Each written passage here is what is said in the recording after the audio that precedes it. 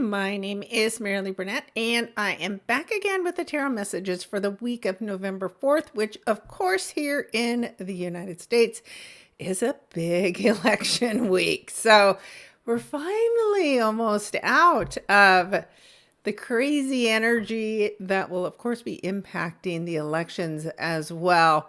And while we'll talk about a lot going on this week, what I'm most interested in is the big finale to all of this that will come at the full moon on November 15th. So you'll want to make sure you click on that subscribe button so that you get notified as soon as my content posts, and you definitely won't want to miss that. There is a big full moon happening that is shocking and surprising in a couple of weeks. So the story is not done yet, even though the election may be officially on Tuesday. Also, make sure you go out after you click the subscribe button for this channel to my website, marileeburnett.com. Join there, and then that way you'll get emailed my content that I create for the monthly horoscopes, the new moons, the full moons, and the predictions for the sweeping changes coming in 2025. So I also have a special reading price. Go in depth into your chart, looking at major changes and where they'll happen for you next year as well. So check out my special offers again, website marileeburnett.com. We can just do a full moon reading. We can look at eclipses, whatever you're interested in. I have a package to help you. All right. So are we ready? I almost feel like we need a drum roll for this week. And I am going to pull up and just quickly peek at Kamala and Donald's charts just to kind of give you an idea of what influence is happening in their charts. There's so many things that you can look at, and I'm trying to be as objective as possible. Just to point out what's happening and what could affect the outcome. But again, the story's not completely over, but we will talk about that briefly. So if you hate the politics, I'll try to keep it brief. And of course, I timestamp. So if you don't want to hear it, don't want to be having a spoiler, you can skip Tuesday. All right. So as usual, I am pulling up our Astro Gold software, and I give a breakdown of the major energies that are going on each day. Will I hit everything? Probably not. But you can go to check out my written horoscope for November and get, more details there as well. And don't forget to check out the tarot card readings where, again, I did ask, what was the prediction by rising sign?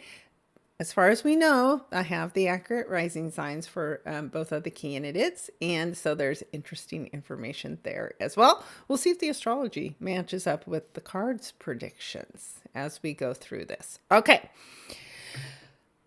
Here we go. It's Monday. Of course, we're in the Astro Gold software. And as we take a look here and get started in the week ahead, if you've been following me, we talk about the bold energies most of the time. Some of these fainter lines, less bold, are things that are either building or they've already been and they're fading. So we'll have talked about them, or will, but I try to keep it simple and focus on what's standing out the most. So as we pull up on Monday, a couple of things that we see here. Venus in Sagittarius is having a conversation with the moon, right? So this favors, when we think about feminine energy, women, right? Women of foreign nature, women who are highly educated, maybe women in the law. So there is something about change that is happening and affecting women.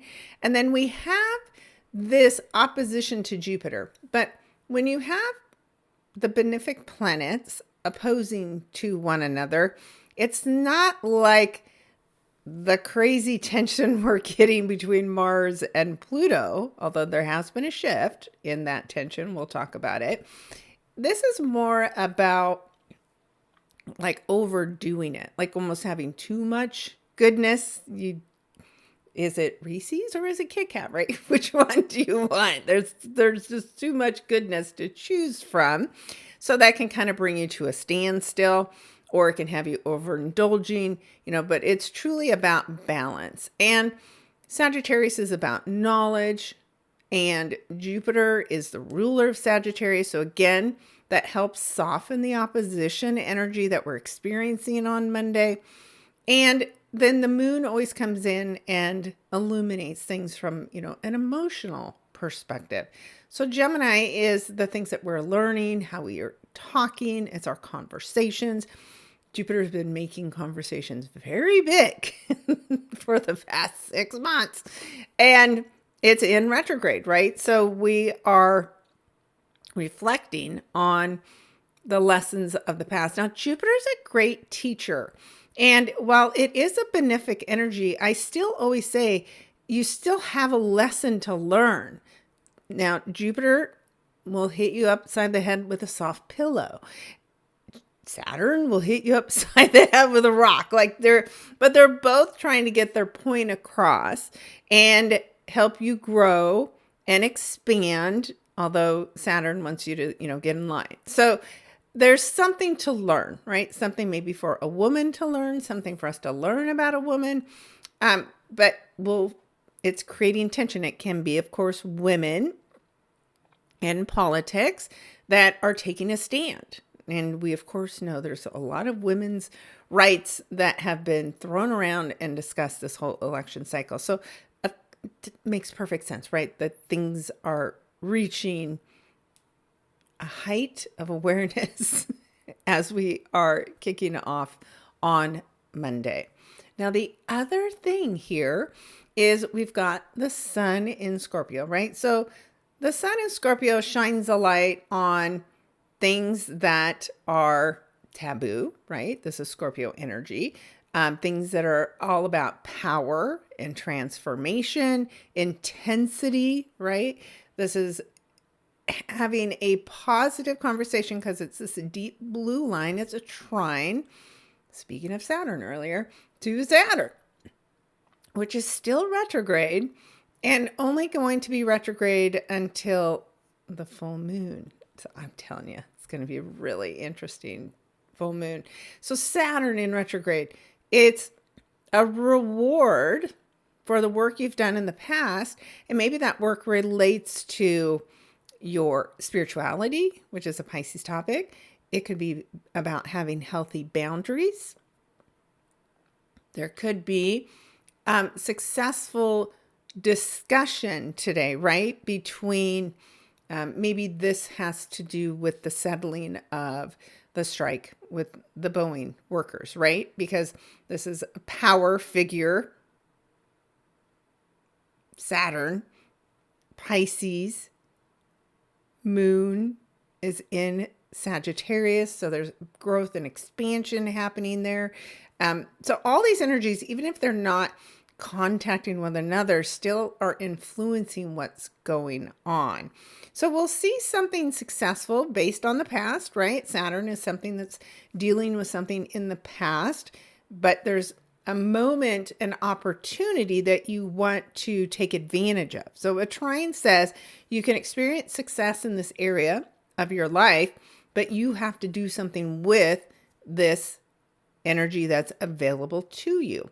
Make a significant change with the sun in Scorpio. Use your power effectively and responsibly is what Saturn makes you do. Again, we shall see, right? What does this mean? The other thing that we've been talking about has been this ongoing sextile, which is a supportive energy. Again, it's very subtle. It's just there beneath the surface.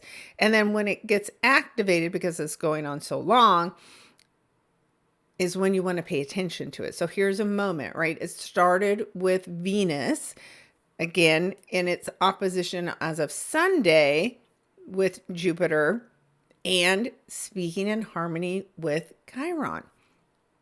So this could be something about a relationship you have with a woman that there's been conflict, and now with the help of this Chiron, there's an opportunity for something to heal, right? Something about your self-confidence, something about women in leadership roles. There's something that's very beneficial at this time as a result of the connections of this energy. And of course, as the moon comes through here and it moves quickly, it's amplifying whatever started over the weekend. So you're seeing another piece of it, an emotional piece of it. And of course, Venus and the moon are both very emotional planets, right? So you have Chiron in Aries, which is teaching us to fight for ourselves. So there are women in some way fighting, right? And they get some kind of help as a result of this connection, as a result of this wise teacher that has information for us that we need to pay attention to, and information about the past. So this is an interesting day, of course, as we start off the week to see, what are we going to be shown? But whatever you're shown, right, take advantage of it, because it's definitely helpful. When Saturn's working with the sun, the ego self, take the help. Take the help. That's all I can say. The other thing that we've had going on last week and then transitioning to this week has been Mars in its opposition to Pluto. Now, Mars was in the sign of Cancer, and now it has shifted. And of course, opposition creates pressure. Now, Pluto works beneath the surface.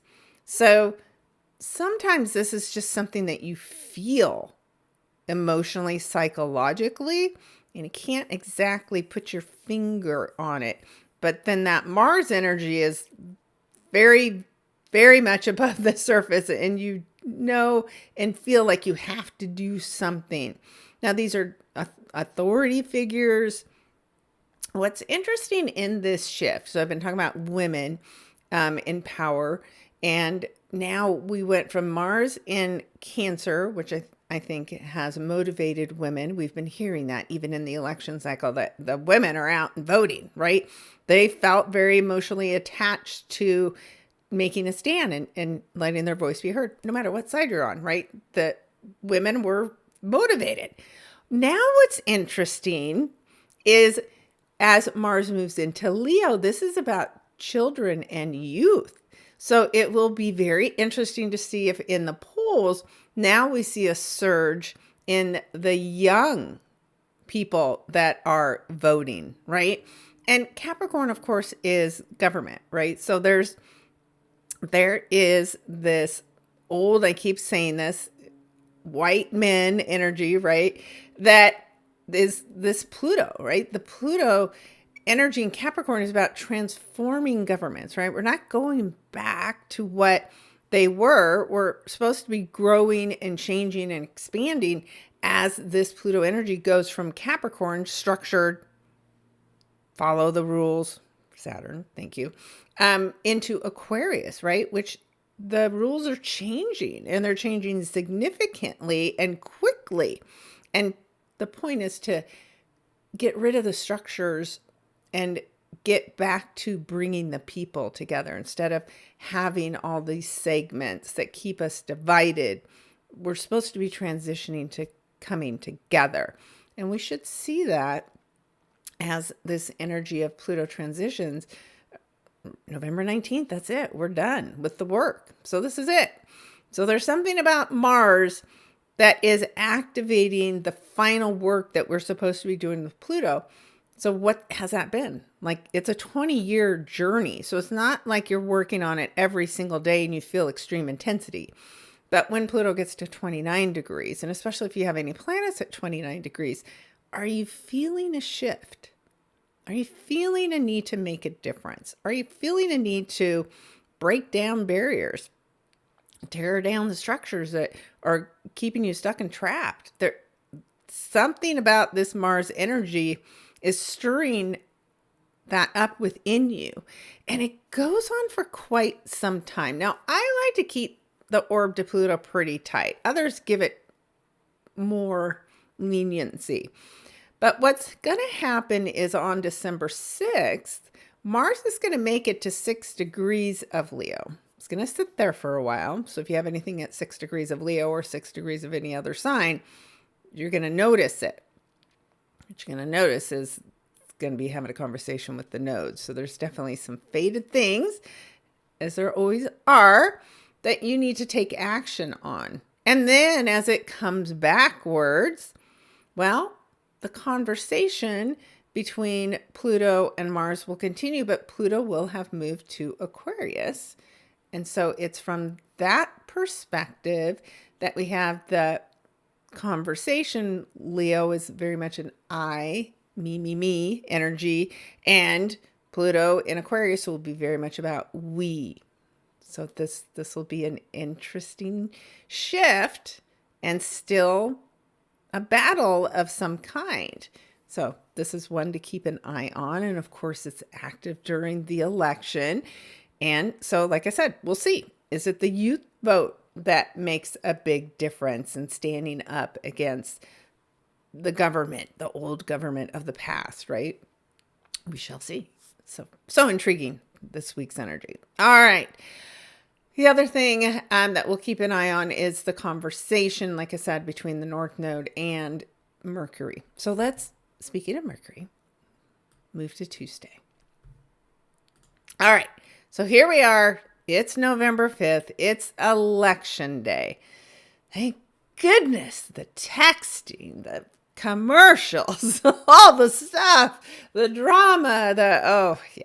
So we will get some relief, not immediately, because it's going to take some time to unfold, but of course, some things will stop. So on election day, what changes from the Monday's energy? We still have the opposition between Mars and Pluto, right? This is, like I said, old with the new. We still see now Mercury in Sagittarius.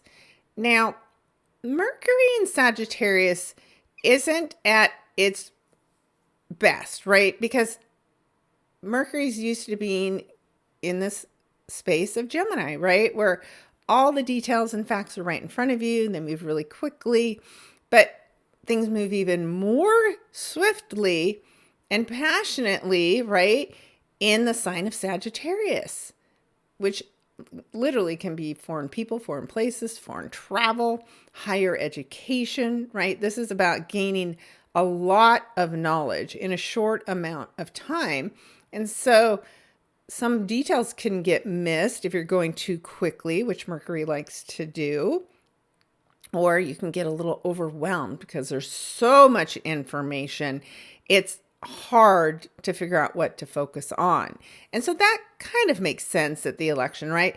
There's going to be so many people with their theories, and here's what we're seeing, and here's what this poll says, and that exit poll says. I mean, so it makes sense, right? There's going to be a lot of information coming at us on Tuesday. No matter what, if you haven't voted, get out and vote. Your voice, it's your power. Get out and take advantage of it. Regardless of who you're voting for, right? That's your right. Get out and vote. So, but make a plan. Take your time. This is energy, again, where you can be moving too quickly and not paying attention to the light that just changed or the person that stopped right in front of you. We kind of have this for the next 3 weeks. But of course, as we have a lot of people moving at one time, then it can cause a little bit more chaos. So just kind of be prepared if you're waiting until actual election day to vote. We still, of course, have the sun speaking with Saturn. Saturn tries to bring some structure, right? And then also we'll transition out of that Sagittarius energy with the moon, right? Where things are very excitable, into Capricorn, where things become Saturnian, right? Because Saturn rules Capricorn. So you're emotionally restricted, right? There's, again, something that keeps your emotions under control. So this is interesting energy, right? That as we're seeing the results, It's almost like the emotions are subdued as we hear what the results are, which will be very interesting. Okay. And that is where we're sitting on election night. A moon trying to control everybody's feelings and emotions on election night. All right. And of course, we still have oppositions. We still have Jupiter working with Chiron, trying to help us heal, right? Trying to bring the two sides together is Jupiter in Gemini. Now, the last time in your life you had Jupiter in Gemini was in 2012. So you can look back to that and say, am I reviewing the things that I was supposed to be learning in 2012? You know, what have I changed? What do I need to heal? That conversation, like I said, is still ongoing. So what's interesting about this from both parties' perspectives is they both have work to do with this Jupiter in Gemini and how it's impacting their charts. Now, there are some people who say that Trump's chart isn't real, that something's amiss with the information in his chart.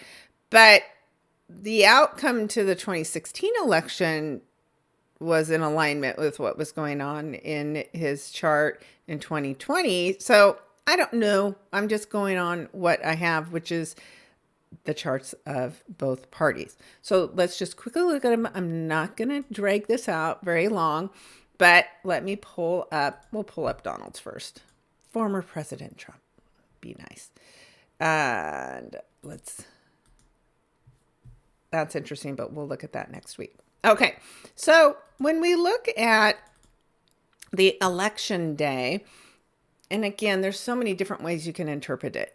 There are those that say, well, he's going to win because Jupiter is on top of his North Node. He's fated to win.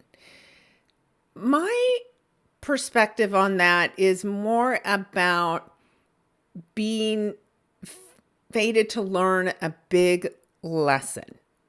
Because like I said earlier, Jupiter's still a teacher and it is benefic, but it's in retrograde.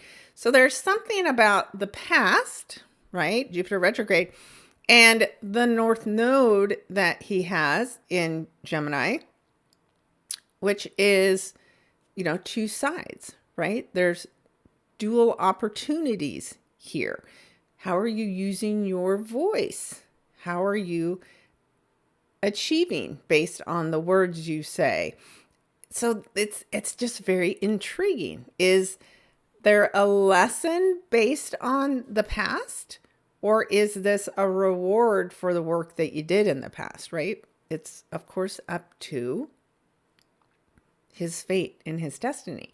Then, of course, he has and always has the Sun in Gemini with the North Node. So this is why, one of the reasons I should say, you see a lot of rise and fall with him and his finances, right? His career, because it's his 10th house. He's not had a trajectory where he's just constantly risen, that he's had many bankruptcies, right? This is that energy, right? It is the back and forth, the up and down, the changing in information.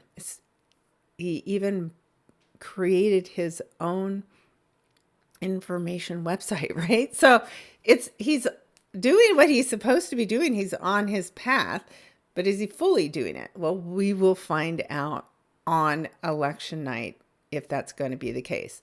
Now, if you were to go back to 2020 and look at what was going on in that election, if you were to say, well, this is why he's going to win, again, same thing. He had the North Node return. So that's whenever you have a nodal return, it's a 19-year cycle, something that's ending so that a new cycle can begin. So to me, that suggested right at that time that this was about ending, which it did, right? It ended his presidency at that time. And because he's meant to create a new 19-year cycle and chapter. And so again, that this area is still getting activated for him. So it's just fascinating. It's fascinating to watch how it will turn out. What concerns me for him, and we'll get to this next week, is the fact that, he has Mars in Leo.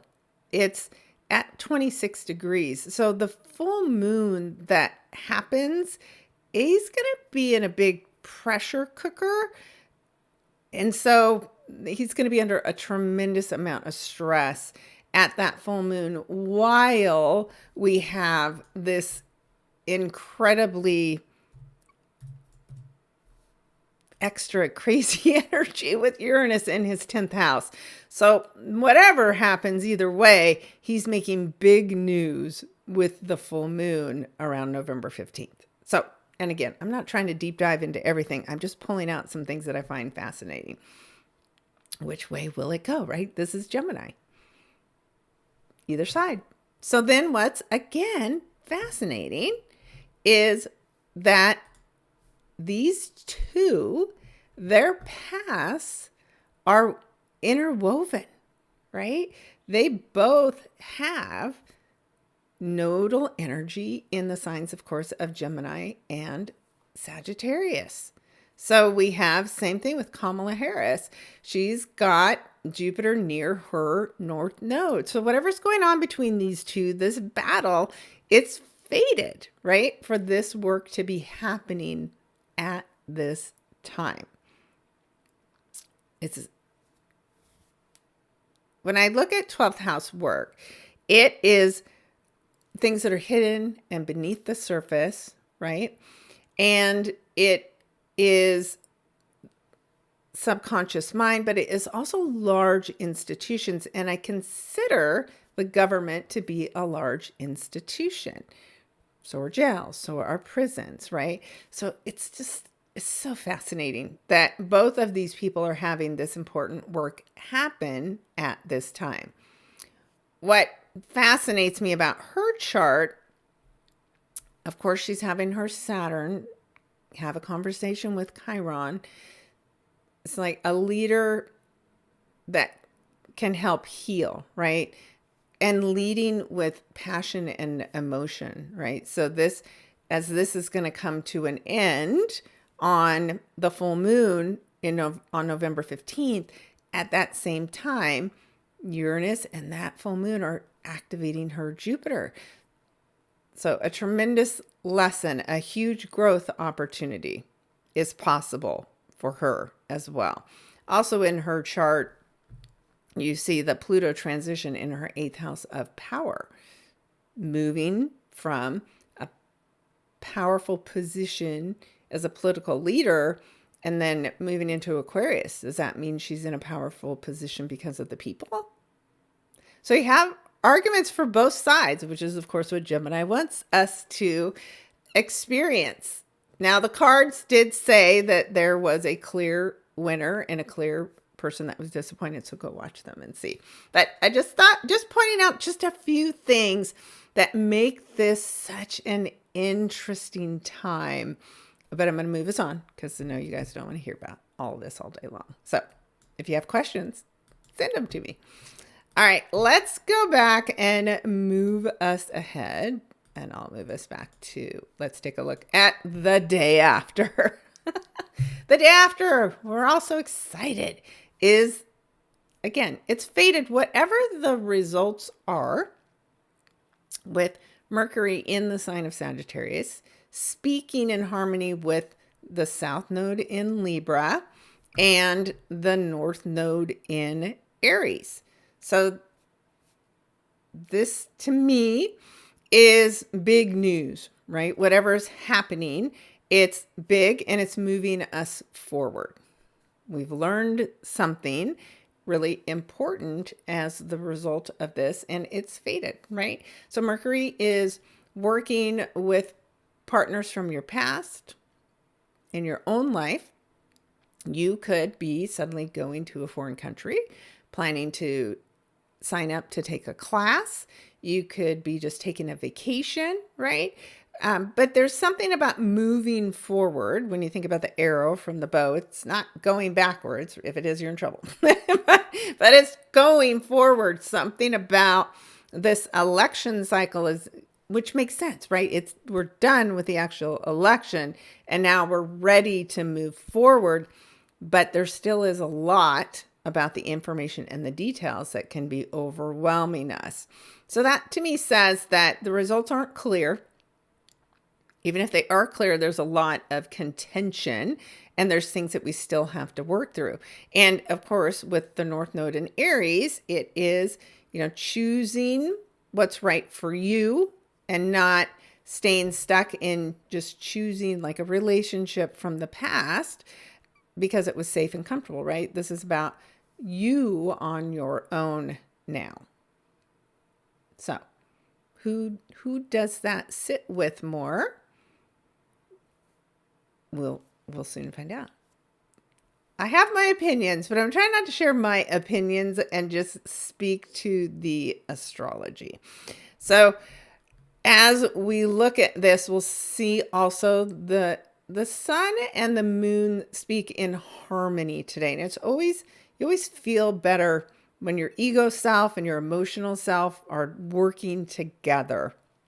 So those days, of course, that happen every month in the cycle, as this happens, hopefully this means we feel a bit okay about where we're heading with these results. All right, let us move on to Thursday.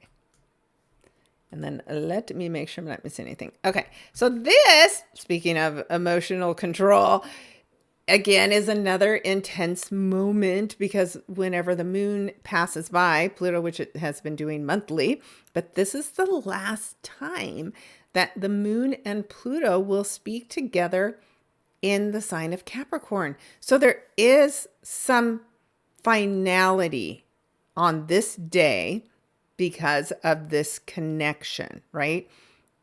This is an emotional end to somebody's role in the government, it would suggest, right? Which that Capricorn energy is aligned with. Is the moon a woman? And this Pluto energy is a rebirth and a transformation of the power from the old to the new. It's not easy, right? Because we still have Mars opposing this transformation. So this, again, Leo is also leadership. So I mentioned earlier, it could be the youth, it could be children, but it's also, men, Mars, masculine energy, a Mars masculine energy leader that is opposing this transformation. This is fascinating. Okay, so that is Thursday. The other thing that's unusual about Thursday is that Venus energy, still in the sign of Sagittarius, is making an odd, this green line is an inconjunct or quincunx to Uranus. So there's something going on the 7th that's a pretty big deal. And it's very much connected to that shocking and surprising full moon that will happen in the sign of Taurus. So fascinating. So watch to see, right? Is there the woman, right, of foreign descent, highly educated, and works in the justice system. This is all about Kamala. I do think that there is something odd and shocking and surprising that's going on this day. But keep in mind, Uranus is in Taurus, which is the sign that Venus rules over. So while it's weird and shocking and unusual, it's not completely unexpected, right? But this is awkward. This is definitely an awkward event that is happening on Thursday.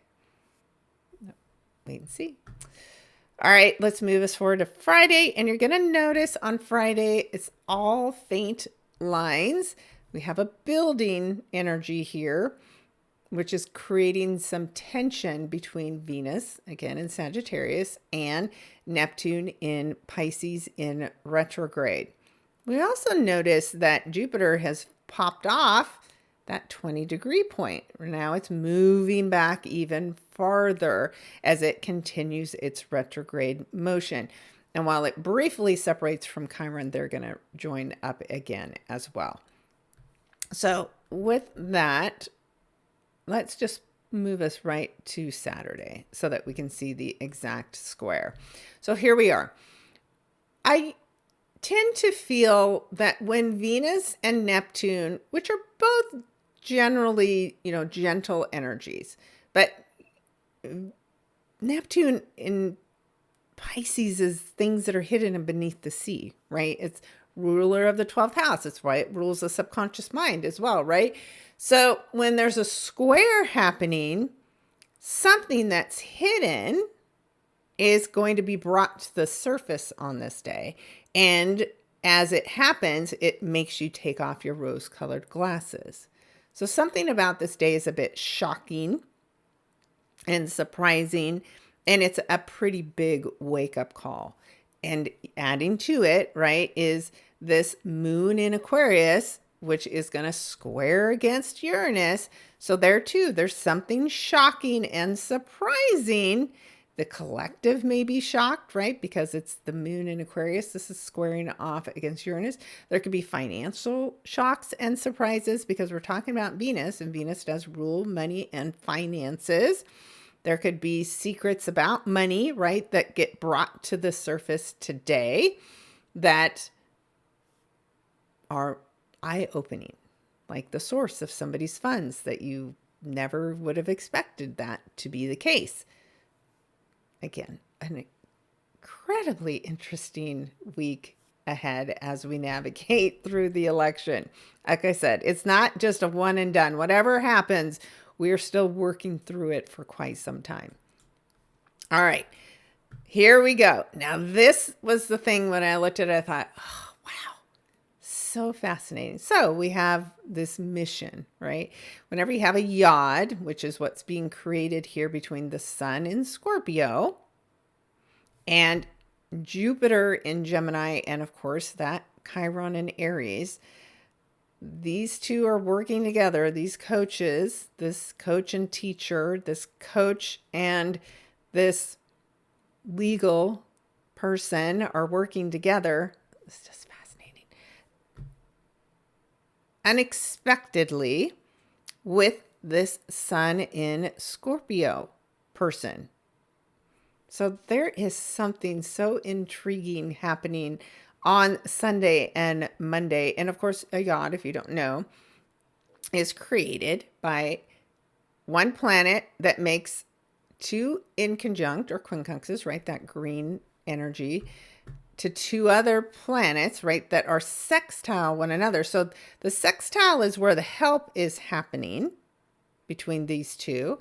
And this sun is where the work is. So to me, of course, this is suggesting a transition in power, right? This is a change in leadership.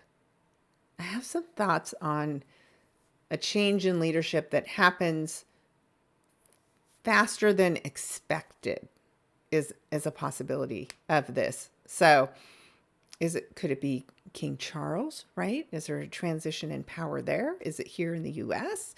Where's this happening? But the exit point of the sun in Scorpio is, the ego self has to go through a big transformation, a big letting go. Did somebody think they won and they didn't, right? I don't know, but it's fascinating that this is happening this week. And I know I'm overusing that word, so I'll move on. But in your own life, right? If you have planets near 18 degrees of Scorpio, there is something really important going on at this time. Now, for those of us born in the mid 60s, this is impactful because we had our nodes going through Taurus and Scorpio at that time. So there is some big lesson or some big letting go. Maybe it's somebody who was born in the 60s. That's a part of your life. but as a collective, again, could be, again, somebody who was in power that was born at that time too. There is something so incredibly big and powerful changing, and it's fated, right? This is a finger of God. It's a mission that you have been given. And those who have planets at these 18, 19, 20 degrees will feel this mission more than others. And especially, like I said, if it's in the sign of Scorpio, because that's where the finger's pointing at you. And this is the work that you're supposed to do. You're supposed to transform and change in some big way based on whatever house this is for you. So it just does not stop this week. Okay. Yay. Interesting. I know. Let's take a quick peek at what I mentioned was going to be an intense week leading up to a shocking full moon, a surprise ending. And it continues, right, with now the sun moving into 19 degrees of Scorpio, still speaking in conjunct with both Chiron and Jupiter. And it's exact on Monday. So you might get a preview on Sunday, but these three come together exactly on Monday. And it's Veterans Day here in the United States. So what work do we have to do? The sun is shining a light on the darkness. So there's something we need to move out of the dark and into the light. And it's intensely emotional, right? Because of the fact that it's in Scorpio. So that's the big energy there. Then we'll see Venus leave Sagittarius, heads into Capricorn. Money can get more stable, right? Women in politics, this can have something to do with this. Emotions overall can get more grounded and stable. So there is definitely a feeling of change that's happening. And then I'm just going to pop us real quickly to Friday and say that, here is this time where Venus is squaring with the nodes from Capricorn. A square to the nodes is a change is created by a woman in a position of authority. A fated change is about to happen. And then the shocking surprise with the moon with Uranus and that sun in Scorpio. It's intense. And this could even go back to your nodal work when we had the North Node and the South Node going through Scorpio and Taurus. And it's being activated here as well. So there is a lot to do. And like I said, there is a huge challenge to Donald Trump by this. There is impacts to both candidates, both, positive and negative. So it could be just a razor thin margin as we come to figuring out who the winner is. And somehow I think it's more around this November 15th date where this all comes to fruition. So we shall see. All we can do is vote and show up and watch the results come in and do our best day by day going forward. But to me, it's about moving things forward. Like I said, Saturn will be moving forward. Our lessons about boundaries, healthy boundaries in particular, should have been learned, and we're ready to move forward. And we're only a couple days away from Pluto moving into the sign of Aquarius as well. So lots of change coming. Nothing is going to feel the same. It's definitely the last of the work of 2024 so that we get ready for the big shifts that are happening in 2025. All right. I did my best to play the middle of the road so, to try not to offend anybody with my political discussion. So hopefully I did not. Hopefully you'll tune in. Definitely take a look at your own charts this week because so very much is going on. And I'd love to hear your comments and your feedback. What do you think is going to happen? Right? Very, very, very, very intriguing. So stay tuned in and focus on what you want to create. Do not add to any kind of fear mongering because that just adds more energy to it and brings more of it to us. We want to be in the light, right? Spreading love and joy. So don't let your fear get the best of you. The sun, when it goes through Scorpio, is trying to expose your fears so you can see them and deal with them, right? Show you if you're using your power in a way that is not healthy, and help you transition. That is the point of doing the dark work. Letting things fall and die in the fall, right, is what we're meant to do when it's Scorpio season. So if you want more details, of course, you can book a session with me. We can do tarot cards. We can do your astrology. We can do both, which I love because they always tell the same story, which I always find fascinating because that's my favorite word. All right, guys, I appreciate you and your time. Thank you for tuning in, liking, subscribing, sharing my content. And let's see which way the dice will roll, because both outcomes are very possible, but one's more fated than the other. So let's see how it shows up. All right, guys, thanks again for tuning in, and we'll talk again next week. Be sure and check out your weekly tarot card messages as well. Those, along with this astro lesson, are going to give you the big picture. Thanks again for tuning in. Talk to you next week.